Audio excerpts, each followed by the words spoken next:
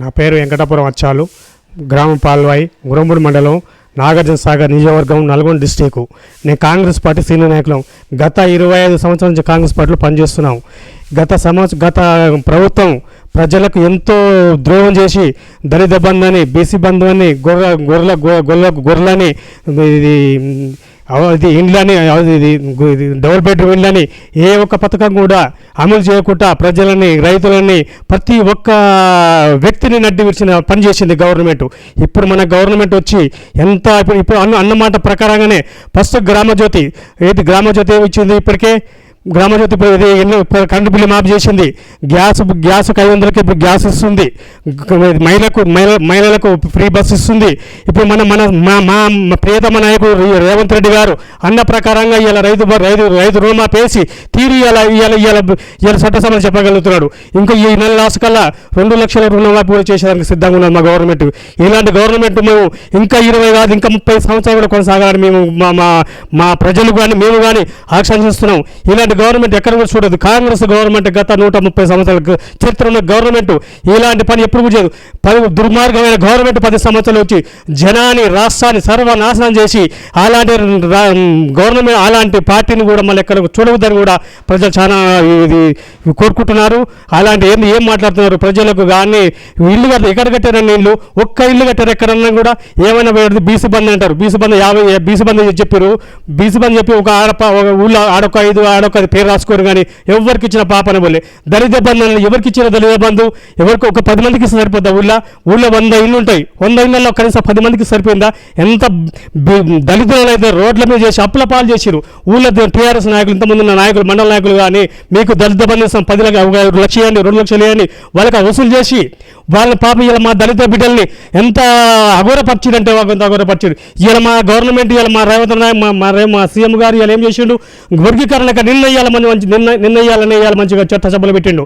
ఇలాంటి ముఖ్యమంత్రి ఎప్పుడు జీవితాలు కూడా ఎవరికి కూడా దొరకరు. ఇలాంటి గవర్నమెంట్, కాంగ్రెస్ గవర్నమెంట్ ఎల్లవేళలా మన ప్రజలందరూ అండగా ఉంటారని కూడా మేము ఆశిస్తున్నాం. కేంద్ర గవర్నమెంట్ ఏమిచ్చిందండి మనకు? మన దగ్గర ఇలా 8 మంది ఎంపీలు ఇచ్చినారు మన రాష్ట్ర ప్రభుత్వం. మన తెలంగాణ రాష్ట్రం ఇస్తే ఏమిచ్చింది? ఇలా గుండు సున్నా ఇచ్చింది. ఒక్క నయా పైసా ఇచ్చింది ఇక్కడ మన కేంద్ర గవర్నమెంట్ మన రాష్ట్రానికి 8 మంది ఎంపీలను ఇస్తే ఏమిచ్చింది? ఇలా అదే 8 మంది మనం కూడా 16 మంది కాంగ్రెస్ ఎంపీలు ఉంటే ఇలా కొట్లాడి తీసుకొద్దు, మన కేంద్ర బడ్జెట్ తీసుకొద్దాం. ఏమైనా ఇచ్చిందా? ఇవ్వలేకపోయింది కదా. ఏమిచ్చిందండి కేంద్రం? మనం 8 మంది బీజేపీలు ఎంత ప్రభావం పలుకుతున్నారు. ఏం చేసిన 8 మంది ఎంపీలు ఇస్తాయి? ఒక్క 10 ఏమైనా ఇచ్చిరా? ఏ పథకం ఇచ్చిన ఒక చెప్పమండి, వాళ్ళు చెప్తారేమో. ఎవరు చెప్తారు? మా ఎస్సీ వర్గీకరణకు మా గవర్నమెంట్ చిత్తశుద్ధి మంచిగా పనిచేసింది. మా మాట ప్రకారం మా సీఎం గారు మాట నిలబెట్టుకున్నాడు.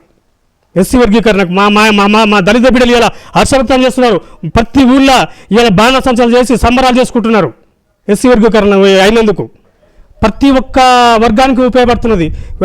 వ్యవసాయానికి కానీ ప్రతి ప్రాజెక్టులకు కానీ ఎక్కడ ఇది డబుల్ ఇళ్ళకి కానీ ప్రతి ఒక్క వర్గానికి మా గవర్నమెంట్ చాలా చూసి ఎంత ఆలోచన చేసి మా డిప్యూటీ సీఎం గారు ఆర్థిక మంత్రి ఉన్నారు కానీ ఎంత అన్నంతో వాటికి ప్రతి ఒక్క వర్గానికి మేలు జరిగేటట్టుగా రాష్ట్ర బడ్జెట్ ఉన్నది. ప్రతి ఒక్కదానికి ఉన్నది. వైద్యానికి ఇచ్చినది, విద్యకి ఇచ్చినది. ఎక్కడ ఇవ్వాలి మాకు? గురుకులకు కూడా ప్రతి ఒక్కదానికి ఇస్తున్నారు. ఇక్కడ గురుకులకు ఇస్తున్నాడు, వైద్యానికి ఇస్తున్నారు. ఎక్కడ కూడా ప్రతి ఒక్క వర్గానికి కూడా ప్రాధాన్యత ఇచ్చిన మా గవర్నమెంట్ ఇలా ముందుకు వెళ్తున్నది. ఏ వర్గాన్ని కూడా ఇంకా చిన్న చూపు చూసే ప్రసక్తే లేదు. మా సీఎం గారు మంచి ముందు చూపుతోటి ప్రతి ఒక్క వర్గాన్ని ముందుకు తీసుకుపోవాలి. రైతులు కానీ, విద్య కానీ, వైద్య కానీ ప్రతి ఒక్క వర్గాన్ని కూడా ఇలా ముందుకు తీసుకుపోయి ముందు అడిగి వస్తున్నాడు. ఏం ఇంతకుముందు అనుకున్నారు, ఇంతకుముందు ఉన్న పెండింగ్ సమస్యల మీద దరఖాస్తులు వచ్చినాయి కానీ మా మీద ఇతరగా కాదు వచ్చిన దరఖాస్తులు కాదు. ప్రజాపాలన మీద పెండింగ్ ఏముందండి? ఇంతకుముందు ధరల ఏమున్నది? ధరలు ఇంతకుముందు ఇలా ధరల సమస్యలు అవుతున్నాయి. ధరలు మండలంలో పోయి మండల ఆఫీసుల కాడ ప్రతి ఒక్క మిస్సింగ్లో ఉన్న సర్వే నెంబర్లు నాది ఉన్నది. ఎగ్జాంపుల్ నాది ఉన్నది. 19 గుంటల భూమి మిస్సింగ్లో పోతే ఇలా 5 సంవత్సరాలు ఏం చేయలేకపోయినాను. ఇలా దరఖాస్తు పెట్టుకుంటే సిద్ధంగా ఉన్నది. ధరలు మిస్సింగ్లు మారుతున్నాయి. 5 సంవత్సరాల్లో రైతు అరిగోస తీసిరు ధరలు. ఇలా మారుతున్నది. ఓడి భూమి వాళ్ళకి వస్తున్నది. ఇలా దరఖాస్తు పెట్టుకొని కలెక్టర్ ఇక్కడ అప్పీలు పెట్టుకుంటే ధరని వల్ల రైతులను నిండా ముంచిన కేసీఆర్ రైతుల పాపం తల్లి సర్వనాశనం అయిపోతాడని ఈ సందర్భంగా చెప్పదలుచుకుంటున్నాను. కేసీఆర్ గారు అసెంబ్లీకి వచ్చి సమాధానం చెప్పి ముఖం లేకనే అడుగు అసెంబ్లీకి వస్తలేడు. వస్తే ఇలా ఏంది కాళేశ్వరం ఏంటండి, ఏంది కాళేశ్వరం, లక్షల కోట్లు తీసుకుపోయి కాళేశ్వరం పెట్టి ఇవాళ సర్వనాశనం చేసిండు.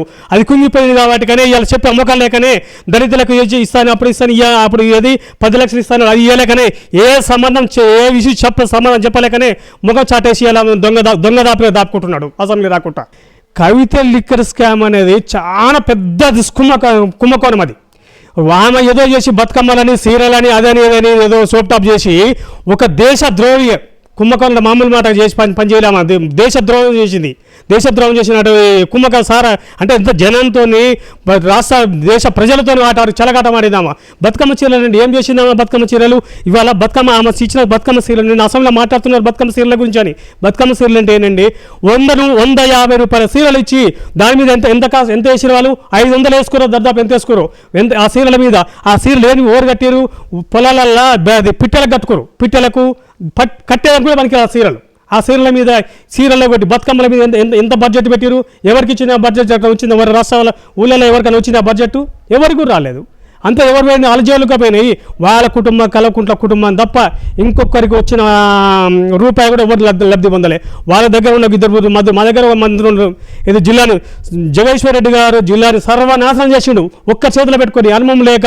జిల్లాని ఎంత ఏం చేసిండు, జిల్లాని ఒక డబ్బులు పెట్టి మిల్లు కట్టించిండే కన్నా ఏదైనా చేసిండు ఏం చేసిండు. ధరల గురించి జిల్లాలో ఎంత అసలు నల్గొండ జిల్లాలో ధరల సమస్యల చాలా విపరీతంగా ఉన్నది, ఎక్కడ కూడా చొరవ చూపలే. ఇప్పుడు మా మంత్రి గారు కోమటి వెంకటరెడ్డి గారు కానీ ఉత్తమ్ కుమార్ రెడ్డి గారు కానీ మా నాయకులు మా సీనియర్ నాయకులు మా గౌరవ నాయకులు జానారెడ్డి గారు చొరవతోటి ఇవాళ ధరని కానీ ప్రతి ఒక్క సమస్య పరిష్కారం అవుతున్నది. ఇలా రాష్ట్రం వల్ల జనాలు చాలా ఆకర్షిస్తున్నారు, రైతులు కూడా చాలా ఆనందంగా ఉన్నారు. ఇవాళ రైతులు పండుగ చేసుకుంటున్నారు. మా గ్రామానిక మీ హామీలు చూసుకోలేదు. ఫస్ట్ మేము గెలవండి, గెలిచినాక హామీలు ఇస్తున్నాడు. మా ఫస్ట్ హామీలు చూసుకోకుండా మేము ఓట్లేసాం మా ఎమ్మెల్యే గారికి అభిమానంతో వేసాము. మా ఎమ్మెల్యే గారు మాకు పని చేస్తాడు. మేము ప్రపోజల్ ఇప్పుడు పెట్టినాడు, ఒక 20-30 లక్షల పనులు పెట్టినాడు, చేసుకోవడానికి సిద్ధంగా ఉన్నారు. సీసీ రోడ్లు కానీ చెట్టపడి మనసు పనులు ఉన్నాయి పెట్టినట్టు. అసెంబ్లీ నడవగానే ప్రతి ఒక్క పనులు మా ఊరు డెవలప్మెంట్ చేస్తారు. మా ఎమ్మెల్యే గారు మేము నమ్మకం ఉన్నది. మా ఎమ్మెల్యే గారు కానీ మా ఎంపీ రఘువీరెడ్డి గారు కానీ జేవిరెడ్డి గారు కానీ మా గురువు గారు జానారెడ్డి గారు కానీ మా ఊరు చాలా దృష్టి ఇప్పుడు పలాని పేరు చెప్తే మా జానారెడ్డి గారు పలాని ఏం కావాలి చెప్పని ఫోన్లో మాట్లాడతాడు. అలాంటి వ్యక్తి మాకు దొరికింది. మాకున్నట్టు చాలా మేము గౌరవపడుతున్నాం. మా ఎమ్మెల్యే గారు కానీ మా ఎంపీ గారు కానీ సమర్థంగా పనిచేసే వ్యక్తులు. వాళ్ళ సమర్థంగా రాష్ట్రం మా కాన్సెన్స్ మీద అవగాహన ఉన్నది వాళ్ళకు. మా ఎంపీ గారు కానీ మా ఎమ్మెల్యే గారు కానీ ప్రతి ఊళ్ళో ప్రతి విలేజ్లో మా మండలం వల్ల 33 గ్రామ పంచాయతీలు మా మండలం ఎగ్జాంపుల్ చెప్తారు. మా మండలం కాన్సెన్స్ చూసుకోను 33 గ్రామ పంచాయతీలు ప్రతి ఊళ్ళో ఎక్కడ ఏం పని ఉంది ఎక్కడ ఏం చేయాలని మా ఎమ్మెల్యే గారికి అవగాహన ఉంది కాబట్టి మేము అక్కడ అతని మధ్య భారీ మెజార్టీతో గెలిపించుకున్నాం.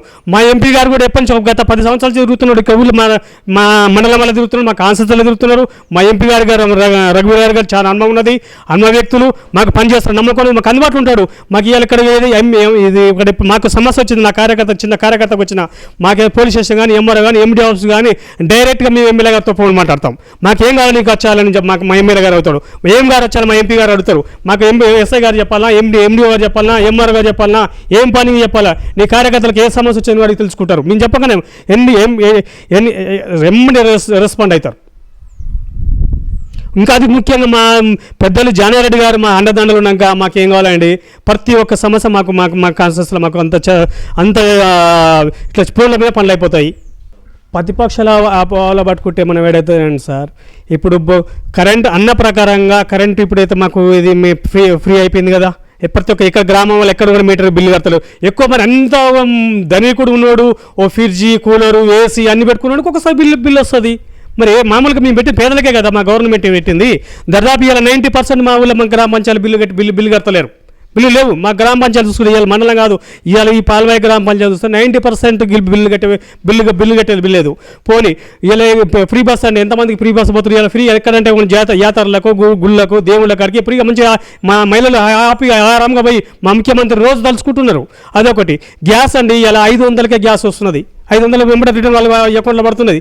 ఇది ఒక పథకం. ఏం అమలు కాలేదు ఇలా మేము ఇచ్చిన పథకం వల్ల 6 పథకాలు అంటారు. గ్రామజ్యోతి అయిపోయింది, రుణమాఫీ స్పష్టంగా ముయ్యాల రెండో విడత అయిపోయి ఇప్పటికీ రెండో విడత అయిపోయింది. రేపు ఈ నెల లాస్ట్ కల్లా మా ముఖ్యమంత్రి నిన్న ప్రకటించినాడు. ఈ నెల లాస్ట్ కల్లా 2 లక్షల రుణమాఫీ అన్న మాట ప్రకారం వేసి తీర్థని మాట ఇచ్చిన హామీ ఇచ్చినాడు. ఈ నెల లాస్ట్ కల్లా వేసి తీర్థని కూడా మా గవర్నమెంట్ మా ముఖ్యమంత్రి గారు నిరూపించుకుంటాడు. మా రాష్ట్ర ప్రజలకు నమ్మకం ఉన్నది, నమ్మకం కలిగించినాడు. ఇవాళ రైతులు ఆనందం వ్యక్తం చేస్తున్నారు. ఇవాళ ప్రతి ఊళ్ళో ఇవాళ బ్యాంకుల చుట్టూ ఆపడుతున్నది, జాతర అవుతున్నది, బ్యాంకుల చుట్టూ జాతర అవుతున్నది. రైతులు పోయి బ్యాంకులో నా డబ్బులు పడ్డాయని చూసుకొని మళ్ళీ రిటర్న్ డబ్బులు తీసుకోవడానికి సిద్ధంగా ఇలా బ్యాంకు పరుగులు తీస్తున్నారు జనతలు ఇలా రైతులు. మాజీ ఎమ్మెల్యే గారు అహంకారంతో వాళ్ళు ఏంది ఆయన మా ఎమ్మెల్యే గారు చేసింది పోలీస్ స్టేషన్లో కానీ ఎంఆర్ ఆఫీసులో కానీ ఎండి ఆయన చట్టం. ఎంఆర్ఓ గారు ఎస్ఐకి ఆర్డర్ ఇచ్చేది, నేను ఈ సెక్షన్ రాయంటే మా కార్యకర్తలు కేసులు పెట్టాలంటే ఎస్ఐ గారు చట్టం రాసేది, ఎమ్మెల్యే గారు చట్టం రాసేది. ఈ సెక్షన్ రాయాలంటే ఆ సెక్షన్ రాసేది. ఎస్ఐల బలిపసులు చేసిన ఎమ్మెల్యే గారు. ఆ విధంగా అహంకారం ఎవరి కార్యకర్తలు కానీ ఎవరి లెక్క లేకుండా ఏం చేసే అహంకారంతో ఇలా అహంకారపూరితంగా ఆయనకు ఆ విధంగా మా ప్రజలు గుణపడని చెప్పారు. 6 గ్యారెంటీల వల్ల దాదాపుగా 80-90% మా కాన్సెస్లో ప్రతి గ్యారెంటీకి లబ్ధి పొందిరు. ఇవాళ చాలా ఆనందం వ్యక్తం చేస్తున్నారు. ఏ వర్గం చూసుకోండి, ఇలా ఏ పథకంలో చూసుకోండి, ఎక్కడ ఏ పథకం వెనకబడ్డది, ఇలా ఫ్రీ బస్ వెనకబడ్డదా, గ్యాస్ వెనకబడ్డదా, కరెంటు వెనకబడ్డదా, మహిళ ఏది వెనకబడ్డదండి, రైతు బంధు వెనకబడ్డదా. రైతు బంధు వేసినది, ఇవాళ రైతు బంధు వేసానికి సిద్ధంగా ఉన్నారు. రుణమాఫీ అలా చేసి తీరినాం, ఇంకేం కావాలి రుణమాఫీ, ఒక 1 టర్మ్ అయితే అయిపోతుంది, ఈ నెల లాస్కల్ అయిపోతుంది, ఇంకేం కావాలి, రైతులు ఇంతకంటే ఎక్కువ చేస్తూ కావాలి. ఇక కులగణం అనేది లాభం చేస్తే కానీ మరి దానికి మా గవర్నమెంట్ ఏమాలో ఆలోచన చేస్తున్నది, మరి చేస్తే మంచిగా బాగుండాలని మేము అది కూడా ఆశిస్తున్నాను. కులగణం చేస్తే మాకు బీసీలకు లాభం అవుతుంది, కులగణం వల్ల బీసీలకు లాభం అవుతుందని మేము అనుకుంటున్నాం. బీసీలకే లాభం అవుతుందని కులగణం వల్ల. అట్లనే లేదు, రెడ్డి రాజ్యం అట్లా ఆ విధంగా లేదు. మా గవర్నమెంట్ అన్ని వర్గాల మంచి చూసుకుంటుంది. బీసీ అని లేదు, ఎస్సీ లేదు, మహిళ లేదు, దళిత లేదు, మా దళిత బిడ్డలు, మా ఎస్టీ మైనార్టీ అందరినీ కూడా ఒక తీరు చూసుకుంటుంది. ఈ రెడ్డి వర్గం అనేది అది ఆ మాట అనడానికి కూడా చాలా అది పొరపాటు, ఆ మాట అనడానికి కూడా ఆస్కారం లేదు. అట్లా మా సమర్థంగా పనిచేస్తూ ఉన్నారండి. అలా బీసీలను కూడా చేస్తారు, రెడ్డిలు చేయొచ్చు, బీసీలు కూడా చేస్తున్నారు. ఇప్పుడు మా నల్గొండ జిల్లాలో రెడ్డి ఎమ్మెల్యే ఎక్కువ ఉన్నారు అంటున్నారు కదా. సమర్థంగా పనిచేస్తూ ఉన్నారు కాబట్టి వాళ్ళు చేస్తున్నారు, సమర్థంగా పనిచేస్తున్నారు. మనకు ఏం కాదు, సమర్థంగా పనిచేస్తాడు కావాలి కదా, మన రాష్ట్రాన్ని ముందుకు తీసుకెళ్తారు కావాలి కదా, మన జిల్లాని ముందుకు తీసుకెళ్తారు కావాలి కదా, మా ఎమ్మెల్యే గారిని ముందుకు తీసుకెళ్తారు కావాలి కదా. తీసుకెళ్ళొచ్చు, కానీ వాళ్ళకు వచ్చేటప్పుడు వస్తుంది, వాళ్ళకు టైం రావాలి కదా, వచ్చేటప్పుడు వస్తుంది. మా బీసీలు కూడా ఇంకా ఇప్పుడు ఉన్నాయి, అన్ని వర్గాలు ఉన్నాయి. మన మండల పరిస్థితుల్లో, జిల్లా పరిస్థితుల్లో మా బీసీల వరకు అవకాశాలు ఉన్నాయి కదా, అట్లా ఏమి లేదని ఏం లేదు కదా. ఇది కొద్దిగా మటుకు ఇది వాస్తవమేను. కుంటు పెట్టడం మళ్ళీ పోయినసారి ఎలక్షన్ కాగానే మరి ప్రకటిస్తానని కొద్దిగా మా గవర్నమెంట్ కొద్దిగా ఎందుకో నిర్లక్ష్యం చేసింది. ఇప్పుడైనా కానీ అతి త్వరలో ఎలక్షన్ పెట్టాము, ప్రకటించింది కదా, రేపు సెప్టెంబర్లో పెడతాటుంది. సెప్టెంబర్లో పెట్టి గ్రామ పంచాయతీ కానీ జిల్లా పరిషత్ మండల పరిషత్ని పెట్టి కూడా ఎప్పుడు ఊళ్ళో కొద్దిగా ఇది పారిశుద్ధ్యంగా కొద్దిగా ఎంకబడి లేదు. ఇప్పుడు ఊరికి ఇంటికి యజమానులు లేనప్పుడు ఇంట్లో కొద్దిగా కొట్టు పడుతుంది కదా, అదేవిధంగా కూడా ఇప్పుడు సర్పంచ్ గ్రామ పంచాయతీ కుంటు పడుతున్నాయి. కుంటు వాటి లేదని ఏమి దానికి చెప్పవలసిన అవసరం లేదు, పెట్టదు. ఖచ్చితంగా ఇప్పుడు దాని మీద గవర్నమెంట్ చొరవ తీసుకుంటుంది. రేపు సెప్టెంబర్లో ఎలక్షన్ పెట్టడానికి మా గవర్నమెంట్ సిద్ధమవుతుంది కదా, సిద్ధమవుతుంది. కొద్దిగా అనివార్య కారణంలో పెట్టలేకపోయినది. మన గవర్నమెంట్ ఎలక్షన్లు పెట్టాలంటే అంతలేం పార్లమెంట్ రావడం అనివార్య కారణంలో పెట్టలేకపోయినది. స్థానిక ఎలక్షన్లు ఇప్పుడు పెడతానికి సిద్ధంగా అవుతున్నది కదా. నేను ఇంతమంది చేసినాను, సర్పంచ్ చేసినా, ఇప్పుడు చేసినాను. ఇప్పుడు నేను చేసుకోకపోతే ఇంకోళ్ళు మనం ఇంకోళ్ళు చేయాలి కదా, నా కార్యకర్తలు చేయాలి కదా. నేను ఇప్పుడు నాయకున్న కార్యకర్తలను పెట్టడానికి సర్పంచ్ కానీ ఎంపీ చేశాను, వాళ్ళకి ప్రోత్సహిస్తాను. నేను సార్లు ఇప్పుడు 2 టర్ములు చేసినాను, వార్డు నెంబర్ చేసినాను, ఎంపీ చేసినాను, సర్పంచ్ చేసినాను. మండలం సీనియర్ నాయకులు మనవాళ్ళని గుర్తింపులు ఉన్నాయి. నీ సర్పంచ్ లేకుండా పని చేసుకోవాల్సి, నీ సర్పంచ్ అయితే పని చేసుకోవాలని లేదండి. నీ సర్పంచ్ లేకుండా పని చేసుకుంటా, 10 మందికి సాయం చేయగలుగుతా. కానీ ఇప్పుడు నాయకున్న వాళ్ళకి ఎంపీ చేయాలి, సర్పంచ్ చేయాలి, వాళ్ళు కూడా లేపుకురావాలి, వాళ్ళు కూడా ప్రోత్సహించాలి కదా. వాళ్ళు చేయడానికి సిద్ధంగా ఉన్నారు. నేను చేయడానికి కూడా నాకు సార్లు చేసినాను. నేను చేసుకోకపోతే ఇంకో వాళ్ళ కార్యకర్త ఉంటాడు కదా, వాళ్ళు కూడా లీడర్ చేయాలి కదా. మా గవర్నమెంట్లో మా కాంగ్రెస్ సిద్ధాంతము నేనే లీడర్ని కాదు, మా కిందలో లీడర్ చేసుకురావాలి. మా పద్ధతి అది, మా సిద్ధాంతం, మా పార్టీ క్రమశిక్షణ. ఖచ్చితంగా యువతకు ఇవాళ చాలా ఎంత రేపు చూస్తారు కదా మీరు, రేపు గ్రామ పంచాయతీ ఎలక్షన్లో యువతకు ఎన్ని ప్రాధాన్యత ఇస్తుందో, ఎన్ని సీట్లు ఇస్తుందో, ఎట్లా ఇస్తుందో అనేది ఖచ్చితంగా మా గవర్నమెంట్ యువతకే ప్రాధాన్యత ఇస్తుంది. మునుగోడు విషయం వల్ల మా మా మా ఎమ్మెల్యే గారు అక్కడ రాజగోపాల్ రెడ్డి గారు తీసుకున్నారు. కానీ సార్ మంచిదే పద్ధతి తీసుకుంటే ఆ మందు నిషేధం అనేది చేస్తే మంచిది. కానీ కొద్దిగా జనం తట్టుకోలేకపోతున్నారు. కొంతమంది కావాలంటారు, కొంతమంది దానికి జనం అభిప్రాయం కరెక్ట్ అది వస్తలేదు. అది బంద్ చేస్తే కొంతమంది కావాలంటారు, కొంతమంది వద్దు. దాని మీద ఎక్కువనే ఎట్లా బంద్ చేస్తుంది దాని మీద వ్యతిరేక కూడా ఉంటుంది. ఇక గవర్నమెంట్ ఆలోచన చేస్తుంది దాన్ని బంద్ చేయాలా వద్దు అనేది. దాని అంత స్థాయి మనం చెప్పడానికి కూడా అది కరెక్ట్ కాదు.